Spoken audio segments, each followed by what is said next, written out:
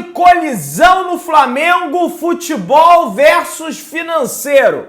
Mengão liga modo marcação, pressão pro Léo Ortiz e De La Cruz e De Arrascaeta manda o papo reto. Vamos falar sobre isso e muito mais. Tem situação aí do goleiro Santos, várias outras notícias do Mengão. Você que tá aí, dá aquela moral, se inscreva no canal, acione o sininho da notificação, deixa o teu like, belezinha? Então vem comigo, rubro-negro, vamos às notícias do Flamengo. E o elenco do Flamengo se representa nessa segunda-feira no CT Ninho do Urubu para a sequência de últimos treinamentos para o confronto contra a equipe do São Paulo e também últimos treinamentos da temporada 2023, porque a temporada tá bem pertinho do final, só resta essa última rodada contra o São Paulo para definir de vez para quem vai para a fase de grupos da Libertadores da América 2023. Flamengo tá com a sua vaga encaminhada, mas não tem nada de martelo batido ainda. O Flamengo só depende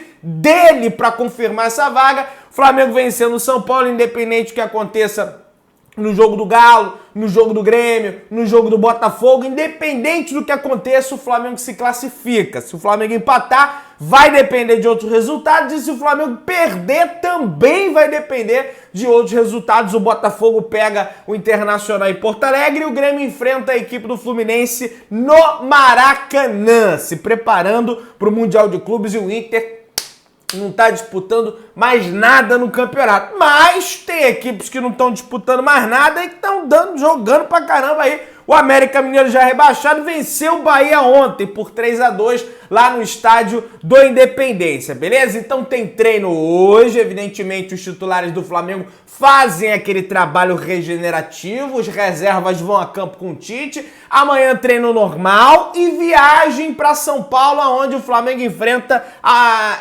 na quarta-feira, às 9h30 da noite, no estádio do Morumbi. São Paulo tá jogando mais nada, Pedrão, rapaz.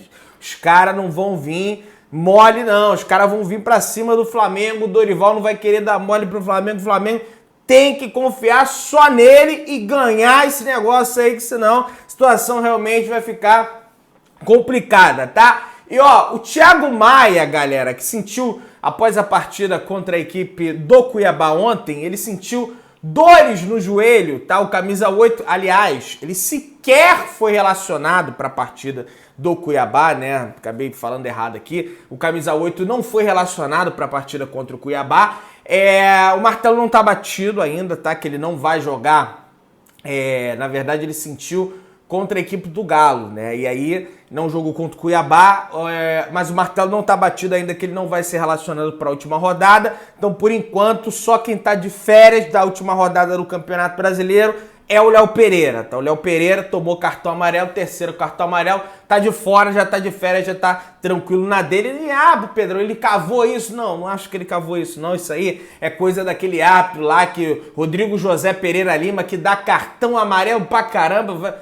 Rapaz, se tivesse mais algumas rodadas aí, ele ia bater 200 cartões amarelos aplicados, já tem 160 e pouco, vai bater 170 se apitar aí a última rodada do Brasileiro, tá? Galera, assim, o ano de 2023 do Flamengo foi vexatório. Nós perdemos tudo. O Flamengo perdeu Supercopa, o Flamengo perdeu Mundial, o Flamengo perdeu a Recopa, o Flamengo perdeu a Taça Guanabara, o Flamengo perdeu o Campeonato Carioca, o Flamengo perdeu o Brasileiro, perdeu a Libertadores, perdeu a Copa do Brasil, o Flamengo perdeu tudo, absolutamente tudo que disputou, e isso é culpa principalmente dos dirigentes do Flamengo, Rodolfo Landim e Marcos Braz. Beleza, ok, mas a questão é, muita gente na imprensa está criticando a homenagem que foi feita ontem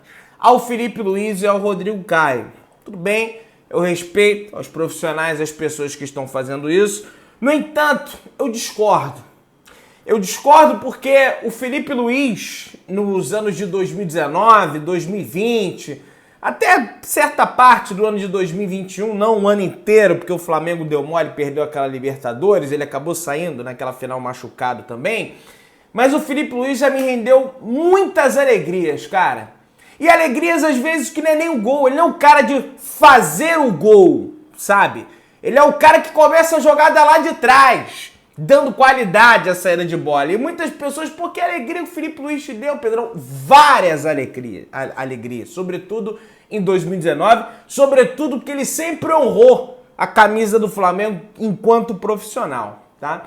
E o Rodrigo Caio, mesma coisa. O Rodrigo Caio, apesar das lesões, apesar das questões físicas, ele sempre doou o máximo. Se o Rodrigo Caio não estava em campo, não é porque ele não queria estar em campo, porque não conseguia ficar em campo. E acho que até por conta disso o Flamengo não renovou o contrato dele, mas ele sempre foi aquele zagueiro que foi pro combate, saía machucado, supercílio cortado, voltava de toquinha. Tem um gol que ele faz em 2019, o Abel Braga ainda era técnico do Flamengo contra o Atlético Paranaense no último minuto, maravilhoso. Então, cara, esses caras merecem a homenagem. E a homenagem não é comemorativa pelo ano do Flamengo. A homenagem são para esses dois caras que não vão mais vestir a camisa do Flamengo. O Rodrigo Caio, o Filipe Luís acabou a carreira dele.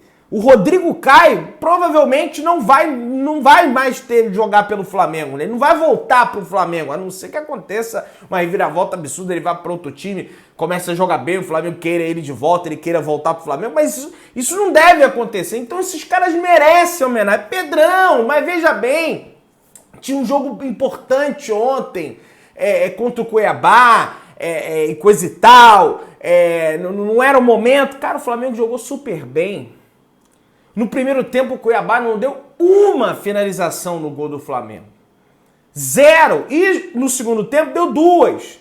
Uma pra fora, que nem foi no gol, né? E uma no gol que foi o pênalti. Tudo bem, o Filipe Luís deu mole, deu aquele passe ali, coisa e tal, né? Mas o Ayrton Lucas no último jogo do Flamengo, contra o Atlético Mineiro, também deu mole. O gol se origina de uma pichotada dele, uma pichotada do Wesley, contra-ataque do Galo, o Edenilson vai lá e faz o gol no Rossi. Então, assim, não vejo, se o Ayrton Lucas estivesse em campo, aquele gol não sairia. Não sei, o Ayrton Lucas já deu vários moles também. Pra mim, o Filipe Luís, inclusive, é melhor do que o Ayrton Lucas, só que joga o Ayrton Lucas porque é mais jovem que o Filipe Luís. O Flamengo fez um gol ontem, tá aqui no GE, que deu 39 toques na bola em 50 segundos. Foi um gol lindo que o Flamengo fez, né? O Luiz Araújo fez um gol bonito. O De Arrascaeta botou a bola na cabeça do Pedro, com a mão. Então foi um baita jogo do Flamengo. Então, assim, não acho que a homenagem interferiu. Eu sei que tem momentos da história do Flamengo que o Flamengo já perdeu títulos e muitas pessoas atribuem isso, títulos ou classificações, a questão de oba-oba, lá em 2008, Pedrão, na despedida do Joel, o Flamengo toma de 3-0 para o América do México, mas hoje eu vejo completamente diferente o cenário, é outra coisa. Homenagearam o Filipe Luís, homenagearam o Rodrigo Caio, e o time jogou muito bem, e o time conseguiu a vitória. Quem vê 2-1 no placar acha, nossa, foi apertado. Não foi. Foi aí que o Flamengo deu mole nas conclusões. Tivesse concluído melhor as jogadas, o Flamengo deu 19 finalizações, alguma coisa desse gênero. Era para ter sido 4-3, no mínimo, né? 4-3-1 o Flamengo, né? Mas vamos avançando aí, tá? Galera, é o seguinte, e aí, teve uma gafe ontem, né, cometida pelo marketing do Flamengo.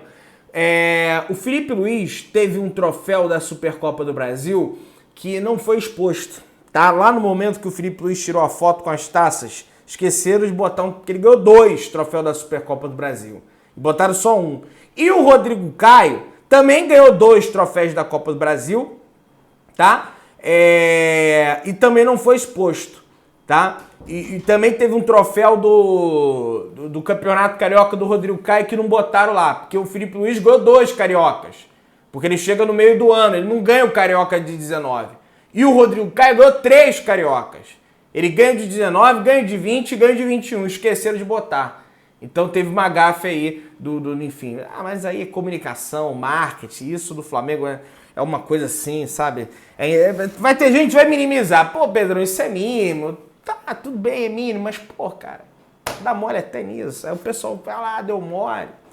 Vamos lá, galera. Jornalista do Grupo Globo, Eric Faria, fez publicação nas suas redes sociais e fez uma reflexão citando a atual situação do atacante Gabigol, meus amigos, que inclusive chorou bastante ontem na despedida do Felipe Luiz. E tá aqui, ó. Chama atenção nesse Flamengo hoje, que hoje se despediu de dois protagonistas na história do clube, é a situação do maior nome da geração.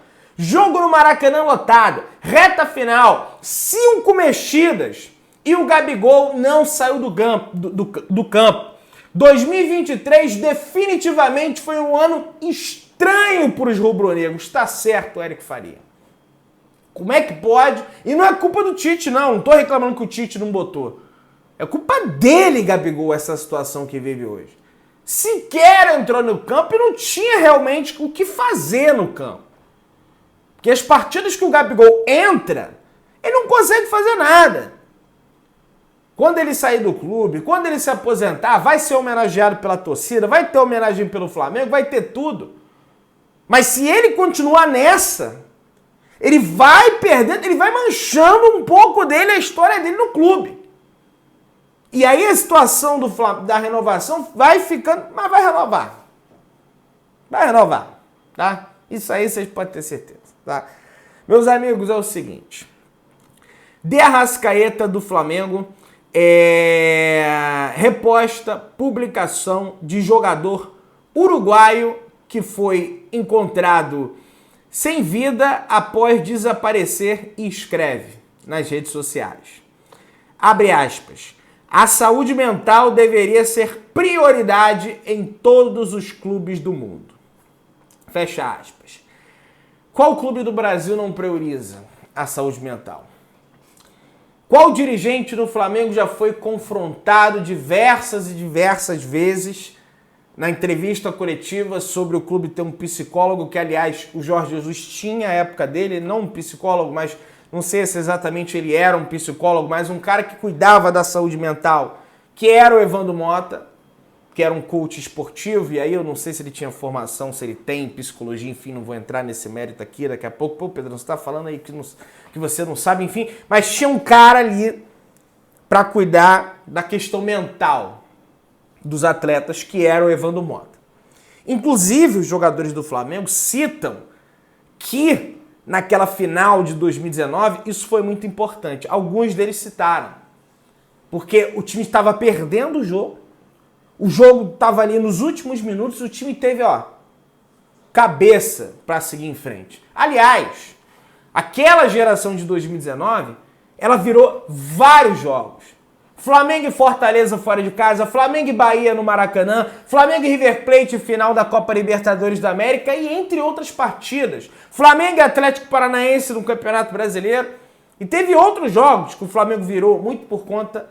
Claro, tem a capacidade técnica, tem a capacidade tática, mas a parte mental entra muito, sobretudo no esporte de alto rendimento, e não só no esporte de alto rendimento.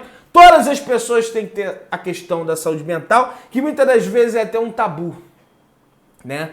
Ah não, porque eu não preciso, coisa e tal, tá tudo bem, ninguém é obrigado aí.